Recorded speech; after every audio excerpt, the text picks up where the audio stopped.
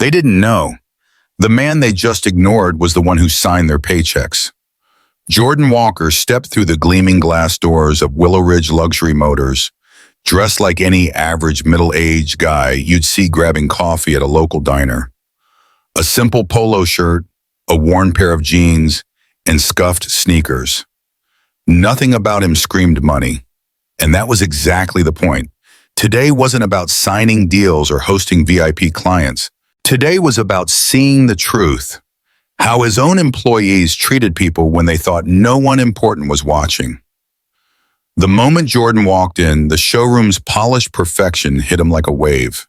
The rich smell of fine leather mixed with the aroma of freshly brewed coffee. Soft jazz floated through hidden speakers in the ceiling, blending seamlessly with the quiet hum of murmured conversations and the faint clicking of expensive dress shoes crossing marble floors. Jordan's eyes drifted over the shining rows of imported cars, each one worth more than the average American's mortgage. He stopped next to a sleek silver coupe, a car that practically whispered elegance, and casually ran his hand along its smooth, aerodynamic curves. No one noticed, or worse, they noticed, and chose to ignore him. Jordan didn't mind waiting. He had all the time in the world. But it became clear quickly, the employees didn't think he was worth a second of theirs. A young salesman, couldn't have been older than 25, spotted Jordan. The kid was dressed sharp in a navy suit tailored to perfection, likely fresh off some YouTube sales guru course. His eyes flicked over Jordan's simple outfit, taking in the cheap sneakers and off-the-rack polo, and his face twisted with barely hidden disdain. With a slight shake of his head, the salesman turned away, dismissed him, and beelined toward a well-dressed couple climbing out of a luxury SUV parked just outside. Jordan exhaled slowly through his nose, more amused than angry. He'd seen this exact kind of behavior before, judging a book by its cover. But his smirk faded as he realized not a single person had greeted him. Not a nod, not a welcome to Willow Ridge, nothing. Leaning back against the silver coupe, Jordan watched the next scene unfold like a script he'd seen too many times. A man in a tailored charcoal suit strutted into the dealership, adjusting his gold cufflinks as if he were born into wealth. The man hadn't even said a word before the sales team snapped to attention. "Welcome, sir," one chirped. "What brings you in today?" Another followed eagerly. "We'd love to show you our VIP selection. Would you care for a glass of champagne while we prepare a test drive?" The suited man chuckled, soaking up the attention, and nodded. The team practically tripped over themselves trying to serve him. Jordan's arms folded across his chest. It wasn't the luxury treatment that bothered him. Heck, he built this dealership to feel like walking into a five-star hotel. It was the contrast, the blatant difference in how they treated someone who looked rich versus someone like him. 30 minutes. That is how long Jordan had been standing there, watching, waiting, testing, and no one, not a single employee, had offered him so much as a glass of water. Finally, Jordan had enough. It was time to see just how deep this rabbit hole went. With slow, deliberate steps, he walked toward the reception desk, where a young woman sat, more interested in tapping her perfectly manicured nails against the keyboard than acknowledging anyone who didn't look like they had a platinum card. "Excuse me," Jordan said politely, offering a friendly smile. The receptionist, her expression stone cold, barely spared him a glance. "Sales reps are busy, sir," she replied flatly. "If you're just looking, you can wait outside." Outside, Jordan blinked, stunned for just a second. Not even a fake smile. Not even a, "Can I get your name, sir?" Just go wait outside. The receptionist continued typing like he wasn't even there. "We try to keep the showroom clear for serious buyers," she added, her voice dripping with judgment. "If you're actually interested in purchasing, we can schedule an appointment." There it was, the test, and they just failed, miserably. Jordan felt his jaw tighten. Not because they didn't know who he was, that was the whole point, but because this This was how they probably treated countless people. Folks who walked in with dreams of buying their first luxury car, only to be dismissed, judged, and humiliated. Jordan took a deep breath, steadying his temper. "Right," he muttered under his breath. "Let's see how fast things change." He reached into his pocket, pulled out his phone, and scrolled until he found the number. Press call. It rang twice. A familiar voice answered. "I need you here, now." Jordan hung up, slipped the phone back in his pocket, and turned around. He wasn't angry anymore. He was ready, because these people, they were about to learn exactly who they just tried to shove out the door. Jordan Walker kept his polite smile, though the air had shifted. He stood calmly at the sleek reception desk of Willow Ridge Luxury Motors, facing a receptionist no older than her late 20s. Her perfectly straightened blonde hair framed a face that radiated cold professionalism, the kind that didn't have time for anyone who didn't look like money. "Excuse me," Jordan began, voice steady and polite. "I was wondering if someone could assist me." The woman barely glanced up from her keyboard, fingers tapping lazily. "Sales reps are busy, sir," she replied flatly, her tone devoid of any courtesy. "If you're just looking, you can wait. Outside." Jordan blinked. "Outside?" She finally looked up, expression bored. "Yes, sir. We try to keep the showroom clear for serious buyers. If you're actually interested in purchasing, we can schedule an appointment." She returned to her screen, already dismissing him. It wasn't a suggestion. It was a judgment. Jordan's jaw flexed as he gripped the edge of the marble counter, feeling the cold stone bite into his palm. Patience was a virtue, and one he had mastered over the years. But this was pushing it. Before he could respond, a voice cut through the air. "Can I help you, sir?" Jordan turned to see an older salesman stepping forward. Eric Simmons, according to his silver name tag. Simmons, according to salt and pepper hair, tailored gray suit, the kind of guy who'd been in the business long enough to think he knew exactly who belonged here and who didn't. Eric didn't smile, didn't bother with a handshake. His eyes drifted down to Jordan's worn sneakers, scuffed from years of wear, then slowly climbed back up to meet his gaze. "This dealership caters to a certain clientele." Jordan's lips curved into a thin, humorless smile. "Is that so?" Eric's eyes narrowed, sensing the challenge but refusing to back down. "Are you sure you're in the right place?" The words hung in the air, heavy, loaded, condescending. Jordan stared at him, unblinking. "Are you?" For a brief moment, irritation flickered across Eric's face.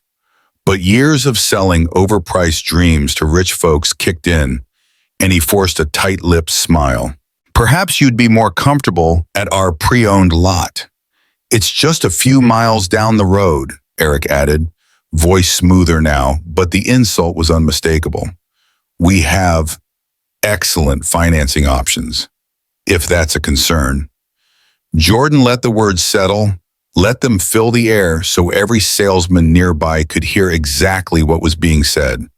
They weren't trying to help him, they wanted him gone. The soft jazz in the background seemed to fade as the tension grew. Jordan took a slow breath, nodding as if considering the offer. His eyes drifted past Eric toward the other side of the showroom, where the well-dressed man in the charcoal suit was now sipping champagne, a salesman practically polishing his shoes with compliments. That was the difference, money or the appearance of it. Jordan exhaled through his nose. "I see how it is," he muttered. Then with deliberate slowness, Jordan reached into his pocket and pulled out his phone. He scrolled through his contacts until he found the number he needed. It rang twice before a deep, familiar voice answered. "This is Mark." Jordan's eyes stayed locked on Eric's. "I need you here. Now." He ended the call. For the first time, Eric's confident posture faltered. Is everything all right, sir?" Jordan didn't answer. Instead, he turned his back on Eric and the clueless receptionist, walking calmly toward the silver coupe he'd admired earlier. Leaning casually against it, he waited, and they had no idea what was about to hit them. 15 minutes later, the dealership's glass doors swung open with a soft whoosh. A sleek black Rolls-Royce Phantom pulled right up to the entrance, engine idling with a low purr. The sun gleamed off its polished hood, a machine that reeked of power and wealth. Every head turned. From the back seat, Mark Callahan, the regional manager of Willow Ridge Luxury Motors, stepped out. Tall, sharply dressed in a charcoal suit that probably cost more than most people's rent. His gold cufflinks shimmered as he adjusted his sleeves, scanning the room until his eyes found Jordan. And then, Mark smiled. The silence was deafening as Mark strode past stunned employees, ignoring the suit scrambling to greet him. He walked straight up to Jordan, the same man their staff had just tried to throw out, and said loud enough for everyone to hear, "Mr. Walker, apologies for the delay, sir." Mr. Walker. The words hit the showroom floor like a bomb. Eric Simmons, the salesman who just insulted Jordan, went pale. His mouth opened, but no sound came out. Jordan barely spared him a glance. Instead, he nodded toward Mark. "I figured it was time we paid a visit." Mark returned the nod, his tone respectful but edged with steel. "Would you like to start with the staff or the policies?" The younger salesmen were frozen, mouths agape, realizing slowly the man they dismissed was the owner. Eric finally found his voice. I'm sorry, we didn't know." "No, Eric," Jordan cut him off, his voice calm but sharp as a blade. "You didn't care. There's a difference." The receptionist stood frozen, face drained of color, desperately avoiding Jordan's gaze. The young salesman, the one who first sized Jordan up and walked away, suddenly found the floor fascinating. Jordan's eyes scanned the room, taking in each face. "I built this place," he said quietly. "Every car in here, every inch of this floor. It exists because I believe every customer deserves respect. Not because of how they dress, not because of the watch on their wrist, but because they're people." He turned slowly back to Eric. "But what I saw today, you don't sell cars. You sell your judgment." Eric stammered, "Please, it was a misunderstanding." Mark cut in coldly. "No, Eric. The only misunderstanding here is that you thought you could act like this and keep your job." The air thickened. No one moved. No one dared. Jordan exhaled slowly, his gaze locking with Mark's. "Start writing the termination notices. Every single one of them involved. Gone. Today." Mark didn't hesitate. "Consider it done." Jordan slipped his phone back into his pocket and stood still, hands resting lightly at his sides. The employees had no idea what they'd just done, no clue who they had dismissed so effortlessly, but they were about to find out. Because Jordan Walker wasn't just some guy off the street. He wasn't a window shopper or a man killing time. He was the reason this entire dealership, Willow Ridge Luxury Motors, existed. But Jordan hadn't always been the kind of man who could buy a $300,000 car without blinking.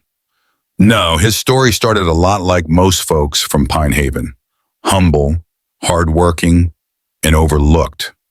He grew up on the edge of town, where the houses were small and the winters bit hard. His mother, Maria Walker, worked double shifts as a nurse at the local hospital, 16-hour days that left her exhausted but determined. His father, Samuel Walker, ran a struggling auto repair shop that barely kept the lights on. Every month was a battle to stay afloat. By the time Jordan turned 15, he was spending weekends and most of his summers under the hood of beat-up Chevys and rusted-out Fords. Grease-stained hands, skinned knuckles, and a mind hungry to understand how engines breathe life into machines. He learned how transmissions carried weight, how suspension kept the ride smooth, and how the growl of a perfectly tuned engine could command respect without a single word. But the garage didn't just teach him mechanics. It taught him something far more valuable, something that would shape the rest of his life: perception. He remembered it like it was yesterday, the day his father's best client Mr. Dawson pulled up in a spotless black Cadillac. The car gleamed like a mirror, chrome polished so bright it could blind you in the afternoon sun. Mr. Dawson was a wealthy businessman, and whenever he walked into the shop, everyone stood a little straighter. They offered him the best seat. They rushed to get him coffee, cream, no sugar, just how he liked it. Folks laughed too hard at his jokes. They treated him like royalty simply because of that car and the suit he wore. But one week, Dawson's Cadillac was in the shop for repairs, and he showed up driving an old beat-up pickup truck. Rusted edges, paint peeling, the kind of vehicle no one looked at twice. And just like that, the respect disappeared. The same people who scrambled to serve him last week barely looked his way. No coffee, no smiles, no "yes, sir." That moment burned into Jordan's memory. The way respect could vanish the second people thought that you didn't have money. It wasn't right. And Jordan swore that one day, when he had something of his own, no one would ever be treated like that under his roof. By 25, Jordan had saved every dime he could, working side jobs, flipping old cars, learning the business inside and out. That year, he opened his first small used car lot. Nothing fancy, just a gravel lot with a trailer office. But it was his. And from day one, Jordan set the rule. Every customer gets treated the same, whether they're driving a busted-up Honda or a Bentley. People laughed at him. They said it wouldn't work. That car sales were about sizing people up, knowing when someone was wasting your time. But Jordan didn't listen. He treated the farmer in overalls with the same respect as the businessman in a three-piece suit. And slowly, his reputation grew. By 30, Jordan had expanded into 3 states. By 42, he owned one of the most successful luxury automotive chains in the country. Willow Ridge Luxury Motors became a name synonymous with excellence, a place where people drove for miles to buy their dream cars. And yet, Jordan never changed. He didn't trade his jeans for tailored suits. He didn't flaunt his wealth, because for him, it was never about the money. It was about the principle, which was exactly why he was standing here now, inside his own dealership, being treated like he didn't belong. He watched the sales team buzz around the man in the designer suit, offering champagne, laughing a little too loud, falling over themselves to make a sale. And he wondered, how many times had this happened before? How many good, honest folks had walked into his dealership full of hope, dreaming about the day they could drive off in a car they'd worked their whole life for, only to be judged the second they stepped through the door? Jordan's jaw tightened. That was why he did these surprise visits. He never announced himself. No grand entrances, no entourage. He dressed simple, a man anyone could mistake for ordinary, because he needed to know the truth, how his people acted when they thought no one was watching. And today, they failed, spectacularly. The worst part, this wasn't a misunderstanding. It was deliberate. It was embedded in their smiles, their dismissive glances, their quick judgment of his scuffed sneakers and $20 polo. Jordan's eyes flicked back to the receptionist, now nervously tapping her nails on the desk, then over to Eric Simmons, who was busy whispering to another salesman, unaware of the storm headed their way. He didn't blame them for thinking he was just another guy wasting their time. That was the game. Judge the wallet before you know the man. But that game was about to end. Jordan glanced at the clock, 15 minutes since his call. He took a slow breath and looked back at the silver coupe beside him. In the next few moments, everything would change, because Mark Callahan, the man who ran this entire region, was on his way. And when he arrived, there would be no more pretending. No more guessing who Jordan Walker really was. They were about to find out. Jordan Walker stood there, dressed in nothing more than a simple polo and jeans, clothes that made him look like any other working-class man walking into a dealership to dream. And that was the point. This wasn't the first time he'd done this. Over the years, Jordan had made it a habit to visit his businesses unannounced, always in disguise as a regular customer. No fancy suit, no watch worth more than a car, just a man walking in off the street. It was his way of keeping people honest, because anyone could put on a show when they knew the boss was watching. The real test was how they treated people when they thought no one important was around. And right now, standing near the reception desk of Willow Ridge Luxury Motors, Jordan was watching them fail that test miserably. The sales team didn't just ignore him, they dismissed him. Jordan couldn't help but wonder, how many others had been treated like this? How many families had walked through those doors with dreams of buying their first luxury car, only to be judged, brushed aside, and sent packing because they didn't look the part? His jaw clenched as his eyes drifted toward the man in the tailored suit, still sipping champagne, surrounded by salesmen practically falling over themselves to serve him. Meanwhile, Jordan, the man who built this empire, had been told to wait outside. He took a deep breath, his patience thinning. This company was supposed to be built on one thing: respect. Every customer mattered, no matter their clothes, their shoes, or the size of their bank account. And in the next few minutes, Jordan was about to remind them exactly why that mattered. But for now, he stayed quiet, letting the moment stretch. The employees had already made up their minds. To them, he was just another window shopper, wasting their time, keeping them from real money. Then the glass doors swung open. A man walked in, dark blue suit, gold cufflinks catching the light, sleeves crisp and perfectly pressed. The kind of guy who looked like he belonged in a boardroom, not a showroom. And just like that, everything changed. 3 salesmen, the same ones who had ignored Jordan for the last hour, perked up instantly. Conversations cut off mid-sentence. Jaws snapped shut. The energy in the room shifted as if someone had flipped a switch. "Good afternoon, sir," one of them called out, practically jogging over. "What brings you in today?" another chimed in, his voice dripping with practiced charm. "We just got a new shipment of imports. Might be exactly what you're looking for. Would you care for a glass of champagne while we discuss options?" Jordan watched it all unfold. The desperation, the eagerness, the sudden desire to please. And the man in the blue suit, he smirked, clearly enjoying the attention. He hadn't even said a word yet. No introduction, no hint of what he was looking for, but it didn't matter. The suit was enough. The watch was enough. The appearance of money was all they cared about. Jordan's gaze hardened as he watched the man get escorted deeper into the showroom, past cars priced well over $300,000, the same cars they told him not to touch. He could practically hear Eric Simmons' words from earlier.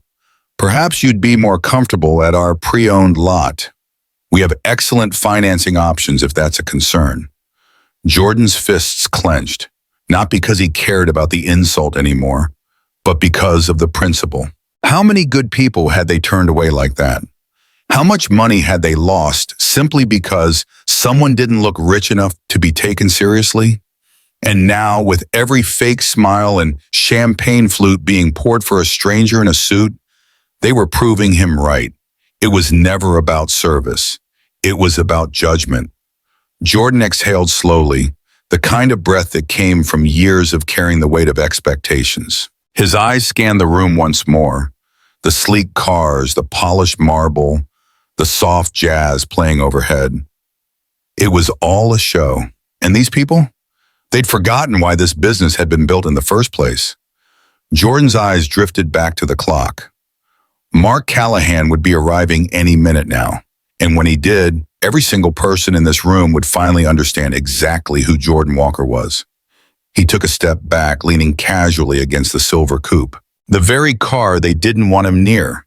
The receptionist, the same one who'd barely looked his way earlier, shot him a nervous glance now, as if sensing the shift in the air, but not quite understanding why. Jordan didn't move, didn't speak. He just waited. Because sometimes the loudest statement you could make was silence, and when that Rolls-Royce Phantom pulled up outside, he wanted them all to remember this moment, the moment they chose to disrespect the wrong man. The moment they mistook the owner of the entire empire for a nobody. The staff had already made their judgment. That man in the tailored suit, the one sipping champagne and flashing his gold cufflinks, he belonged here. He looked the part, walked the part, and so he was treated like royalty. Meanwhile, Jordan Walker, standing quietly off to the side in his jeans and polo, was nothing but an afterthought. A younger salesman, barely out of his 20s, cast a glance toward Jordan, a look full of quiet disdain, before leaning over to whisper to his coworker, "You can always tell who's serious and who's just killing time," he muttered, smirking. Jordan heard him, every word, but he didn't react. He didn't need to, not yet. Instead, he took a slow, deliberate step toward one of the showroom's crown jewels, a jet-black convertible gleaming under the bright LED lights. Sleek, aggressive lines, polished chrome, a true statement car with a sticker price of $320,000. For a brief moment, Jordan simply admired it. After all, he'd handpicked this model to be here. Then he reached for the door handle. That's when a sharp voice cut through the air. "Sir, I'm going to have to ask you not to touch that." Jordan turned his head slowly. Eric Simmons stood there, the older salesman with the salt and pepper hair, the same one who'd been ready to shove Jordan out the door earlier. Now, Eric's face was tight, his jaw clenched as he forced what little patience he had left. "We keep the showroom cars pristine for customers who are serious about buying," Eric continued, his voice hard. There was no hiding the judgment. It was laced in every word. "If you're just looking," he added with a smirk, "I can direct you to something more accessible." Jordan's eyes narrowed. "Accessible, worse ye?" he repeated, tasting the word. Eric's smile was tight. "We have a pre-owned section a few miles down the road. Lower payments, better financing options. Might be a better fit." There it was. Not a suggestion, a dismissal. Jordan let the insult hang in the air, feeling every pair of eyes now glancing his way. Not out of interest, but out of discomfort. They just wanted him gone. His gaze drifted once again toward the well-dressed man now lounging comfortably inside a brand-new vehicle, hands stroking the leather-wrapped steering wheel, while a salesman detailed every feature with the enthusiasm of a man selling dreams. The contrast was impossible to ignore. Jordan turned back to Eric, his voice dangerously calm. "Let me get this straight," he began. "You haven't asked if I have an appointment. You haven't asked what I do for a living. You haven't even asked if I'm here to buy." He took a slow step forward, eyes locked on Eric. "And yet, you've already decided I don't belong here." Eric didn't even flinch. Years in sales had taught him to stick to the script. "Sir, we cater to a very specific clientele. I'm sure you understand." Jordan stared at him for a long, heavy second, and then he smiled. "I think I do." Eric mistook that smile, that deadly calm, for submission. He nodded, thinking the problem had been solved. "Good. I'm glad we understand each other." But Jordan wasn't done, not by a long shot. His gaze swept across the showroom, taking in every face, every fake smile, every person who'd chosen to judge him based on nothing more than his clothes. Then quietly, he asked the question that would haunt Eric for years. "Tell me something, Eric. What would have happened if I really was just another customer? Someone who walked in here today looking to spend $500,000, maybe more. Would you have let that money walk out the door because my shoes weren't shiny enough for you?" Eric opened his mouth, closed it. There was no good answer. Jordan shook his head slowly.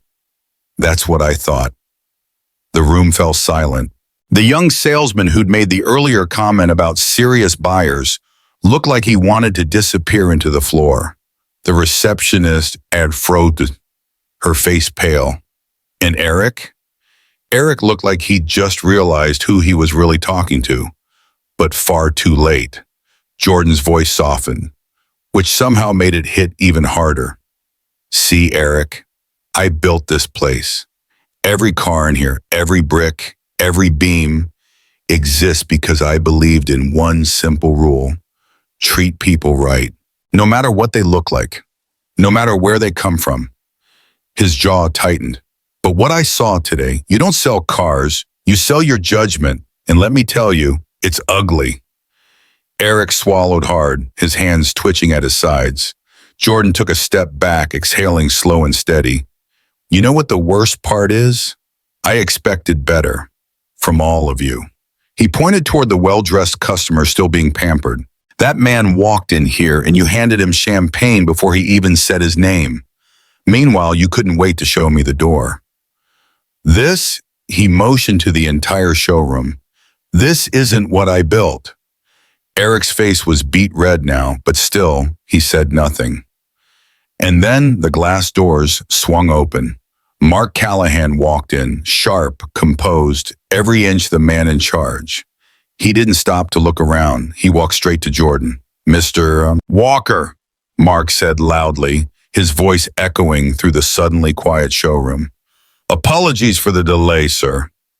Eric staggered back like he'd been punched. Mr. Walker, he stammered. Mark's eyes turned cold as they landed on Eric. I assume you're Eric Simmons. We need to talk. The color drained from Eric's face. Jordan didn't even look at him. I've heard enough, Mark. Get the termination papers ready. I want names, every single person involved. Gone. Yes, sir, Mark nodded sharply. And just like that, the room knew. They hadn't just disrespected a customer, they disrespected the owner. But Jordan wasn't accepting a damn thing. He stood still for a moment, the words of Eric Simmons hanging in the air like smoke.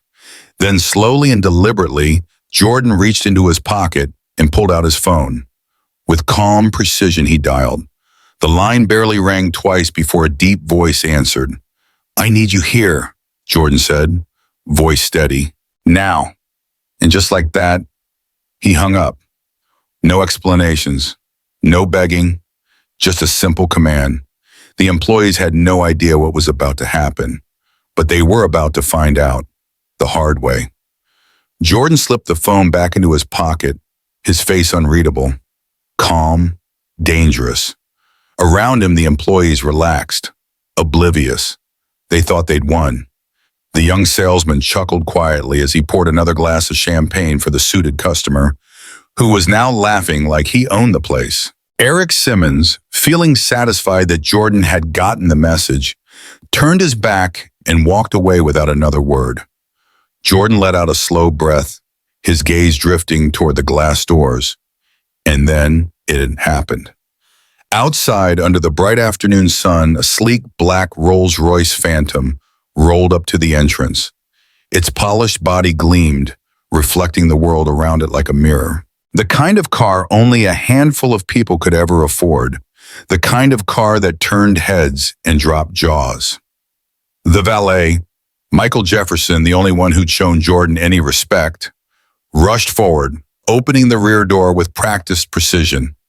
And from the shadows of that luxury car stepped Mark Callahan, tall, composed, dressed in a charcoal suit so sharp it could cut glass. His gold cufflinks flashed as he adjusted them, his gaze scanning the room through the glass like a predator surveying prey.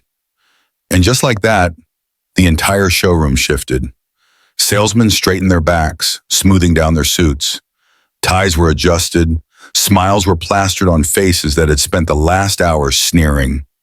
Even Eric Simmons stiffened, his jaw tightening as his eyes darted toward the door. The air grew heavier as Mark pushed the glass doors open, his leather shoes tapping crisply against the marble floors. But instead of turning toward the well-dressed Weimer, the one who'd been pampered with champagne and praise, Mark's gaze locked straight onto Jordan. And then he smiled. Every employee watched in stunned confusion as Mark strode confidently across the showroom floor, not to the VIP guests they'd bent over backward for, but directly to Jordan Walker. Sir, Mark said, his voice respectful, loud enough for everyone to hear. Apologies for the delay. Jordan nodded casually as if this were just another Tuesday. Around them, the staff looked like they'd seen a ghost. Faces paled, jaws dropped. Every single one of them slowly realizing they had just made the biggest mistake of their careers. Eric took a step forward, stumbling over his words. I don't believe we've met. He stammered toward Mark, desperately trying to salvage the moment. Mark's cold eyes slid toward him. Oh, we've met. At least you're exactly the kind of person I expected to find here today. I'm Mark Callahan, he added flatly, regional manager. Silence. Utter, suffocating silence. Eric's mouth opened, then closed. Mr. Callahan, this is all a misunderstanding. Jordan's quiet chuckle cut him off. No, Eric, there's no misunderstanding here. He took a slow step forward, letting the weight of the moment settle over the room. You judged me the second I walked in. You decided, without asking my name, my business, or my intentions, that I wasn't worth your time. You sent me packing because I didn't look the part. His voice stayed calm, controlled, but the fury beneath it was undeniable. What you didn't know, Jordan continued, is that I own this dealership. I built this place from the ground up. Every car in this showroom, every paycheck you have ever cashed comes from me. And today you showed me exactly what you think of the people who walk through these doors. The words hit like a sledgehammer. The young salesman, the one who'd whispered about serious buyers, turned pale, his hands shaking. The receptionist looked ready to burst into tears. And Eric Simmons just stood there, frozen. He'd run out of words. Jordan shook his head slowly, his disappointment palpable. I created Willow Ridge Luxury Motors to be different, to be better. A place where everyone, no matter what they looked like, was treated with respect. He looked directly at Eric now. But instead, I found a bunch of people more concerned with chasing suits and shiny watches than actually doing their damn jobs. Mark spoke next, his voice sharp as a whip.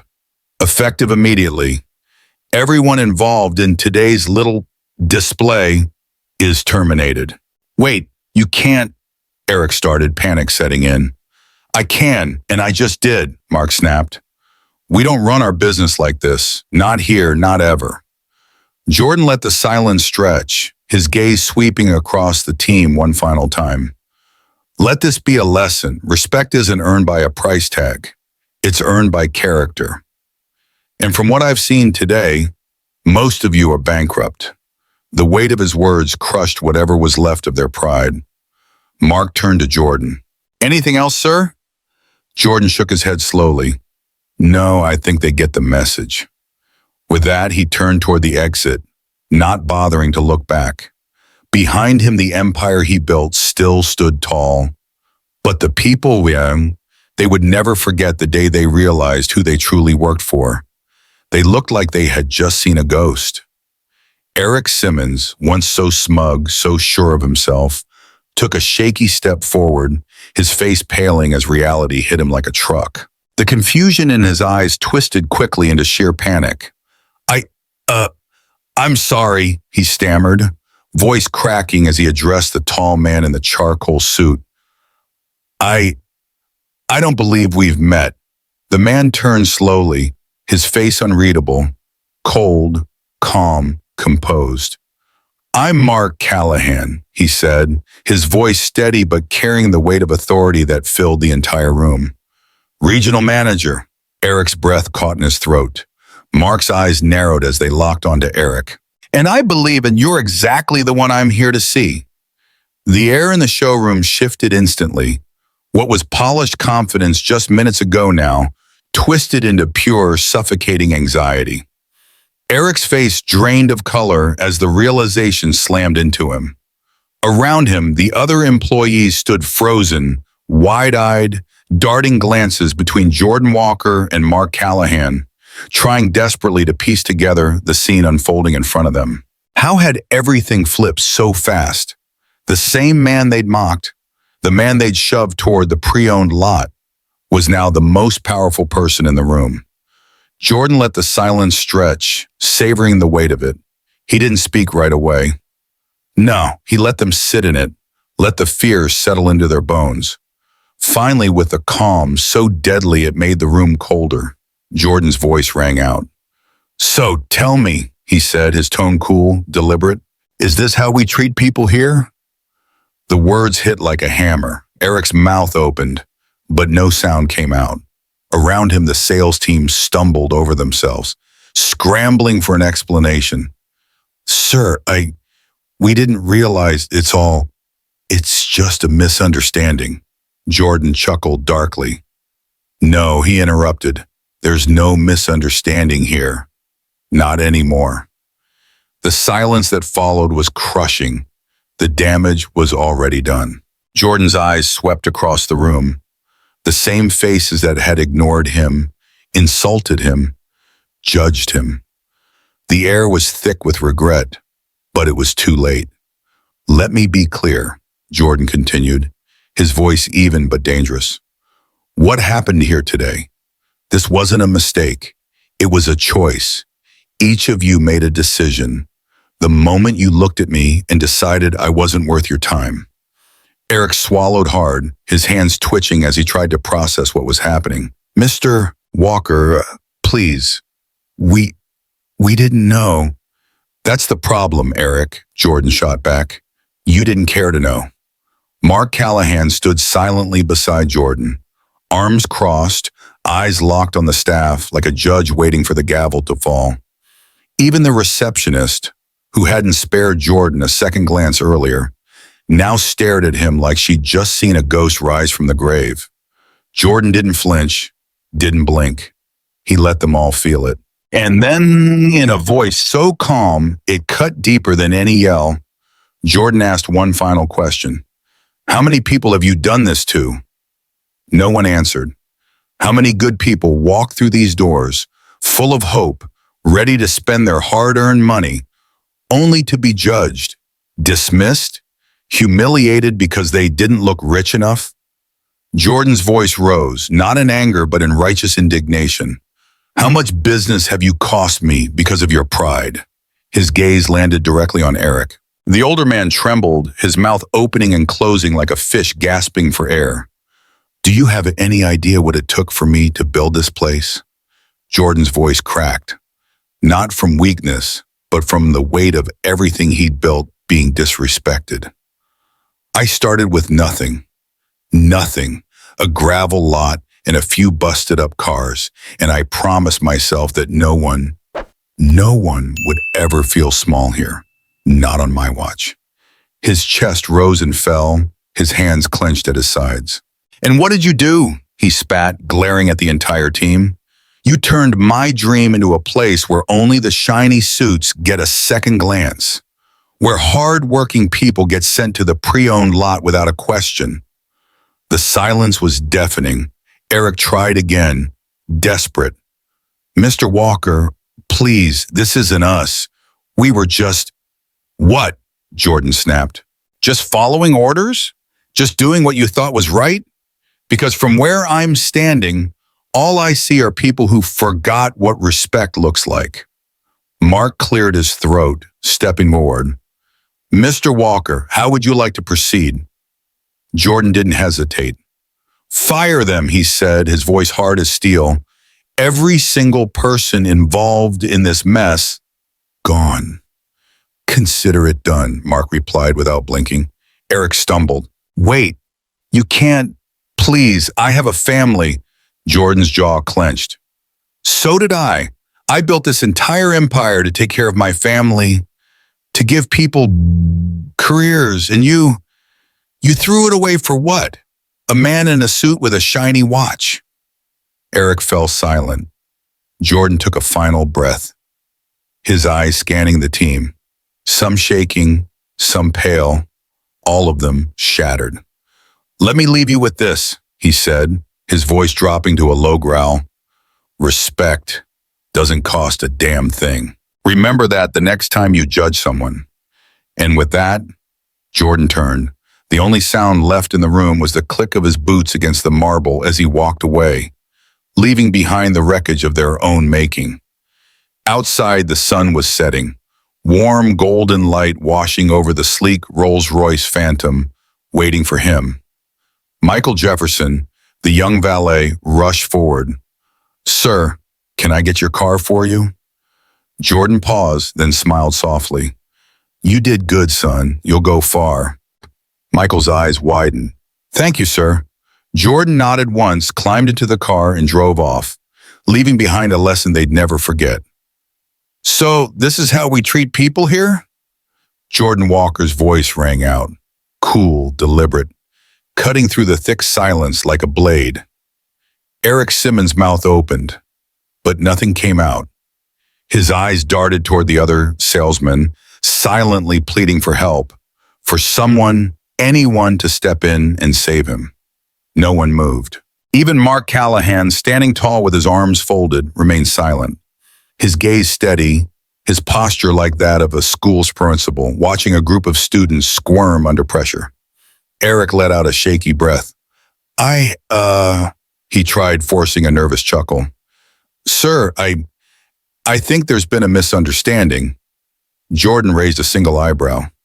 "Oh, a misunderstanding?" Eric nodded quickly, grasping at the thin air around him, anything that might pull him out of the hole he dug. "Absolutely. You see, we deal with a very particular clientele here. We just try to ensure the best experience for—" Jordan cut him off with a quiet, humorless chuckle. "A particular clientele," he repeated slowly, tasting the words. Eric hesitated, realizing too late that the hole he was in had just become a grave. The weight of the moment crushed the showroom. Suddenly, the sparkling champagne flutes, the polished cars, the tailored suits, none of it mattered anymore. It all felt small. Jordan turned his head slightly, his eyes drifting toward the well-dressed man, still lounging inside a luxury car, laughing with a salesman practically worshiping at his feet. "Tell me," Jordan's voice echoed, "how much attention did that man get when he walked in?" No one answered. Jordan's eyes shifted back to Eric, sharp as a razor. "And how much attention did I get?" Eric fidgeted, his face turning a deep shade of red. Look, sir, you didn't know who I was," Jordan finished for him. He nodded slowly, letting the weight of the truth settle over every person in that room. No one dared breathe. Jordan turned to Mark now, his gaze hard. "Tell me, Mark, how much does this location bring in annually?" Mark didn't miss a beat. "Roughly $28 million a year, Mr. Walker."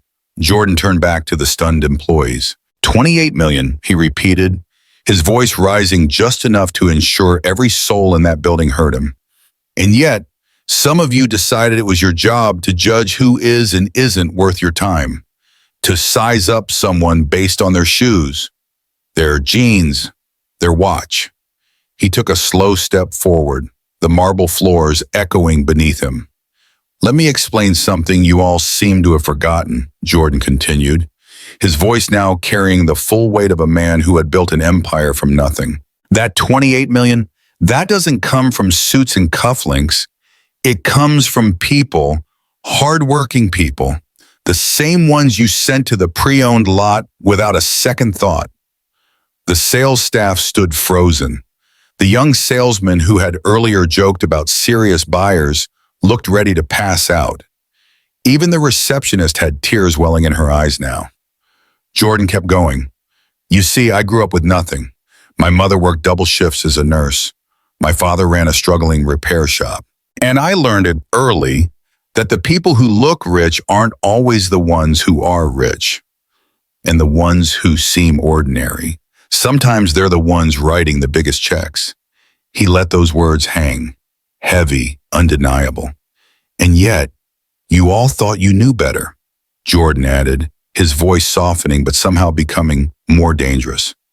"You thought you could look at me and decide I wasn't worth your time." Eric swallowed hard, his hands twitching nervously. "Tell me, Eric," Jordan asked suddenly, How many people have walked through these doors and gotten the same treatment? How many of those people walked out not because they couldn't afford a farm, but because you made them feel like they didn't belong? Eric shook his head slowly, his mouth moving, but no sound coming out. That's what I thought, Jordan muttered. Mark took a step forward. Mayor Walker, what would you like to do about this? Jordan exhaled deeply, the weight of years of hard work and principle pressing down on his chest. Fire them, he said finally. Every single person involved. Today. The words hit like a gunshot. Wait, please, Eric gasped, stumbling forward. Mr. Walker, I've been here 12 years. 12 years of bad habits, Jordan snapped back. 12 years of judging people. 12 years of deciding who matters and who doesn't. This isn't about one bad day, Eric. It's about a culture you helped create. Mark nodded. Understood. I'll have the paperwork ready in an hour. Jordan nodded, but he wasn't finished. And one more thing, he added, his voice low. The next time you look at someone and think they're not worth your time, you better think again, because you never know who you're really talking to. That's the thing about respect, he finished. It's free, but once you lose it, you don't get it back. With that, Jordan turned, his back straight, his head high, and walked away.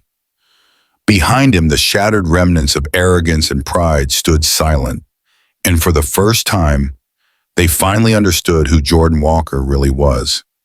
Jordan took a slow, deliberate step forward, closing the space between himself and Eric Simmons. But there was no aggression in his movement. It wasn't threatening. It was control.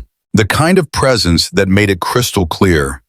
Jordan Walker was no ordinary man. He was the one holding every card in the room. Eric shrank back, his shoulders slumping, confidence draining out of him like water from a cracked glass. And then Jordan spoke, his voice calm, cold, and cutting. Tell me, Eric, what would have happened if I really had been just another customer? What if I'd walked in here today, looking to spend $500,000, maybe more? His eyes narrowed. Would you have let that money walk right out the door just because I wasn't wearing a suit? Just because my sneakers weren't polished? Eric opened his mouth, but no sound came out. There was no defense left, no excuse, but Jordan didn't need an answer. The damage was already done. And now the reckoning was about to begin. Silence choked the air. No one dared speak. No one dared move. Even breathing felt dangerous under Jordan's gaze. Eric stood frozen, his hands trembling at his sides.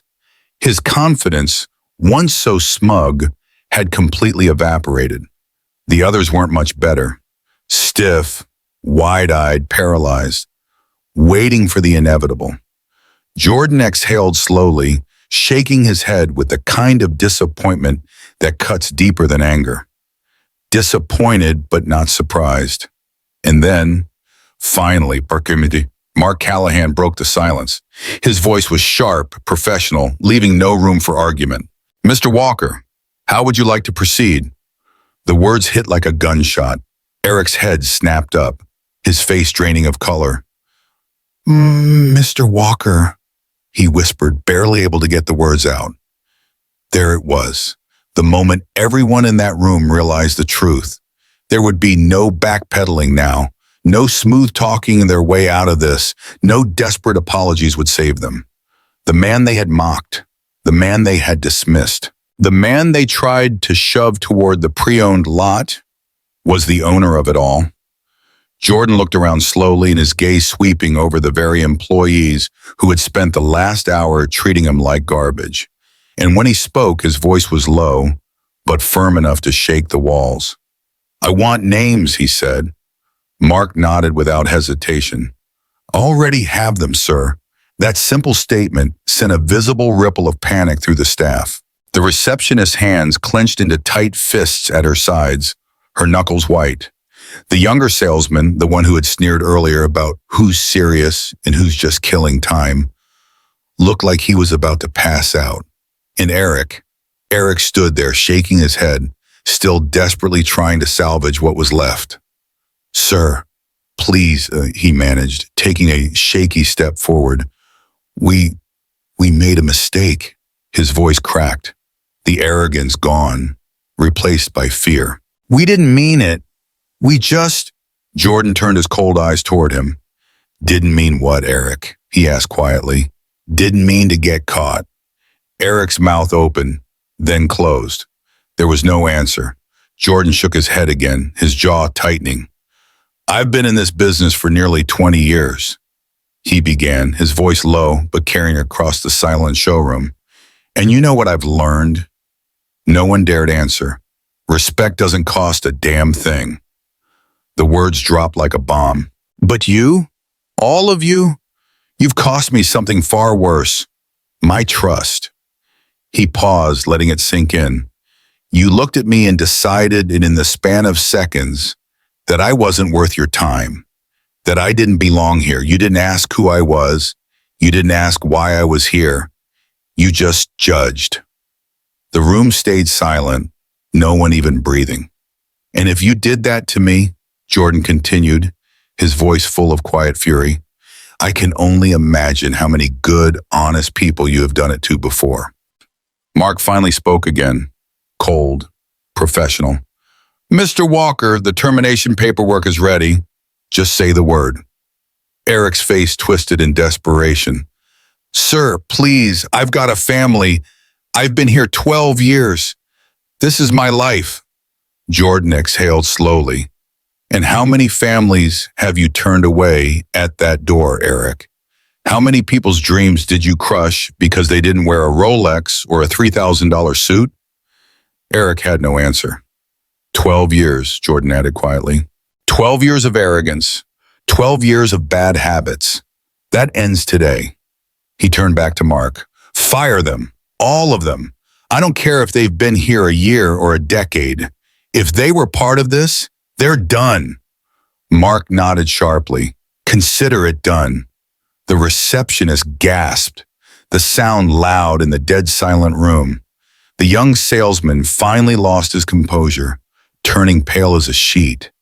You can't, Eric whispered. Jordan's eyes flashed. I can, and I am. He took a final step forward, looking every one of them dead in the eyes. Let this be a lesson, he said. The next time you judge someone based on their shoes or their clothes, remember this day, because the person you look down on might just be the one signing your paycheck. And with that, Jordan turned, walking away without another glance back. Outside, the sun was setting, golden rays catching on the sleek black Rolls-Royce Phantom waiting just for him. The valet, young Michael Jefferson, stood ready. Sir, your car, Michael said, his voice steady. Jordan nodded, pulling a $100 bill from his pocket. You treated me right.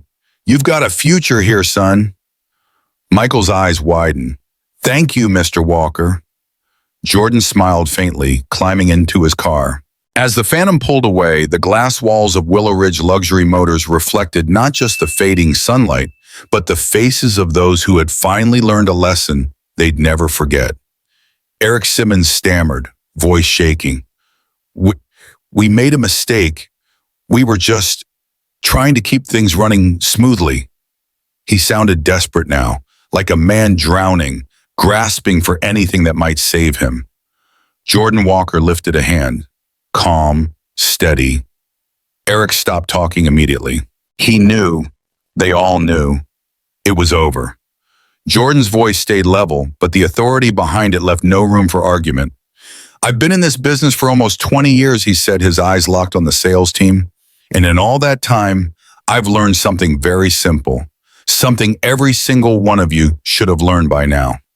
The room held its breath. Respect doesn't cost a damn thing. The words landed like a punch to the gut. No one moved.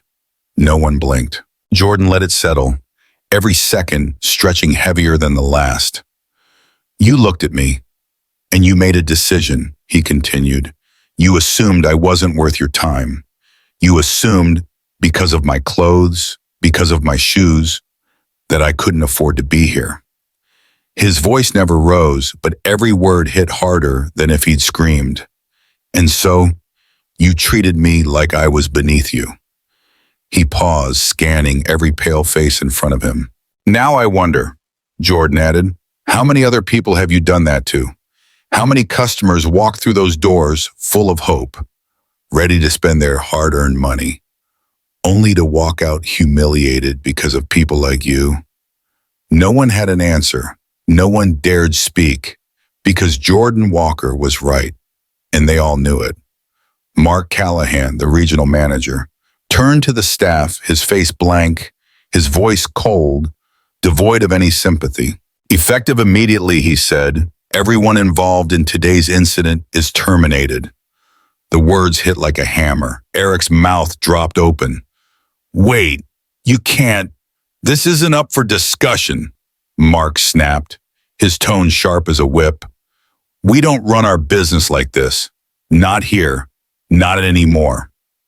The young salesman, the one who'd whispered about who's serious and who's just killing time, took a shaky step back like he was trying to melt into the floor. The receptionist stood frozen, biting her lip, eyes brimming with tears. But there was no sympathy in the room. Ron, pale, sweating, tried one last time, desperation seeping into his voice. Please, this was just a misunderstanding.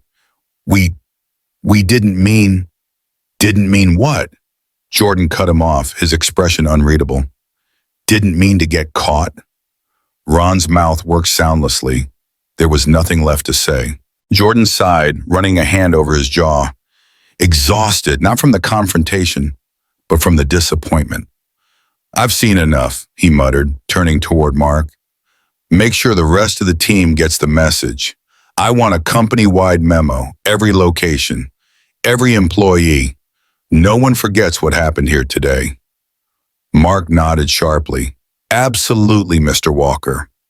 Jordan took one last glance around, a final look at the people who had judged him so quickly, so carelessly. The same people who now realized, too late, that they'd spat in the face of the very man who signed their paychecks.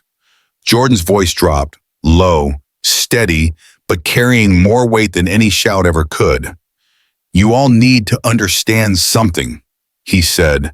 This was never about the money. It never is. It's about respect. And the next time you look at someone and think you know who they are based on what they're wearing, what they're driving, or how they speak, you better think twice, because you never know who you're really talking to. With that, Jordan turned and walked out. Not one person in that showroom dared stop him. Not one person even breathed. Outside, the sun was starting to set, casting golden rays over the lot Jordan had built with his own two hands. Michael Jefferson, the young valet, waited by the black Mercedes Maybach, standing tall despite the chaos behind him. Sir, Michael began, your car is ready. Jordan paused, then smiled softly. You handled yourself well today, he said, pulling a crisp $100 bill from his pocket. Keep doing what you're doing. You're going places. Michael's eyes went wide. Thank you, Mr. Walker. I just treat everyone the same. Jordan chuckled, the first genuine smile he'd had all day. That's exactly why you'll make it, son. With that, Jordan slid into the back seat of the Maybach. The driver, dressed sharp, waiting patiently, nodded once and closed the door. As the car pulled away, Jordan glanced back. Once. Through the glass, he could still see the faces of the employees who'd made the worst mistake of their careers. And for the first time, Jordan felt nothing but peace. Because today, justice was served. And the lesson, it was simple. Respect doesn't cost a thing. But once you lose it, you can never buy it back. In a tone so quiet it cut deeper than any raised voice, Jordan Walker delivered his final words. Words no one in that showroom would ever forget. This isn't about the money. It never was. He let that truth settle over the room like a heavy fog. And then, with a cold finality, he added, it's about respect. Without another glance, Jordan turned and walked toward the exit, shoulders squared, head high. Behind him, the weight of their failure crushed the very walls they had stood so confidently within just minutes before. For those left standing, the lesson hit hard, a lesson learned the hard way, and likely too late. Jordan stepped outside, greeted by the warm afternoon air sweeping through Willow Ridge luxury motors. The sunlight hit his face as he adjusted the cuff of his sleeve, the tension of the last hour rolling off him like dust. What had happened inside wasn't his burden to carry. Not anymore. Through the massive glass doors behind him, Jordan caught a glimpse of the aftermath unfolding. Eric Simmons, who had arrogantly sent him to the pre-owned lot, stood paralyzed, his mouth slightly open, his mind still refusing to process the reality that had just unfolded. The young salesman who had smirked and whispered about serious buyers was now slumped against the counter, his face pale, his body limp, stunned into silence.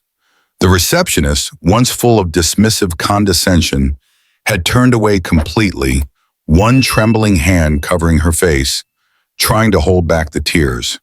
And Mark Callahan, the regional manager, was already on the phone, voice low and serious, making calls, ensuring that Jordan's orders were carried out immediately. Then, from the corner of his eye, Jordan noticed someone rushing toward him. Michael Jefferson, the young valet who had treated him like a person, not a number. "Sir," Michael stammered, clearly startled now realizing who Jordan truly was. Can I get your car for you?" Jordan turned, giving the young man a steady glance. Unlike the others, this kid hadn't looked down on him. He hadn't made assumptions. He'd done his job, no arrogance, no bias, just simple, quiet respect. Jordan reached into his pocket, pulling out a crisp $100 bill. "You handled yourself well today," he said, offering it to Michael. The valet hesitated, eyes darting nervously toward the dealership. "Thank you, sir," he finally managed, swallowing hard. I just treat everyone the same." Jordan smiled faintly, the first genuine smile of the day. "That's exactly why you'll go far." Michael nodded quickly, stepping back just as a sleek black Mercedes Maybach S680 pulled up to the curb, its glossy finish gleaming under the sun. The driver, a man in his 50s, dressed in a sharp navy suit, stepped out smoothly and opened the rear door. "Mr. Walker," he greeted, offering a respectful nod. Jordan slid into the back seat, the soft leather molding perfectly to his frame as the door clicked shut.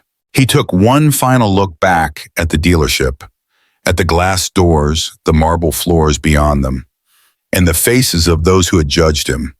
The panic was setting in now, the realization, the keto, some lessons in life, you learn the easy way. Others, they come with a price.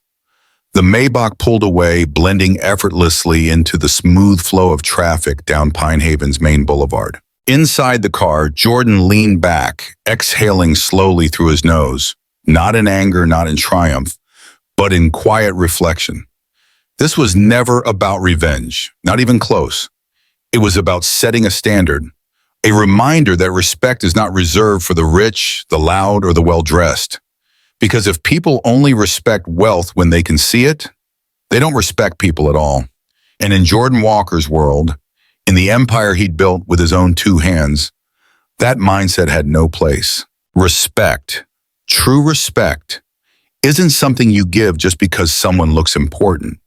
It's something you give to everyone, no matter where they're from, no matter what they wear, no matter what they drive. Because in the end, you never really know who you're talking to. If you've ever walked into a store, a business, or anywhere, and felt judged because of what you wore, how you looked, or what they thought you could afford, you're not alone. Drop a comment below and share your story, because stories like these, they need to be told. And if you believe that respect should be given freely, not earned by your wallet, hit that subscribe button and stick around. Because here, we tell the stories that remind us all. The best lessons, they come from real moments like these.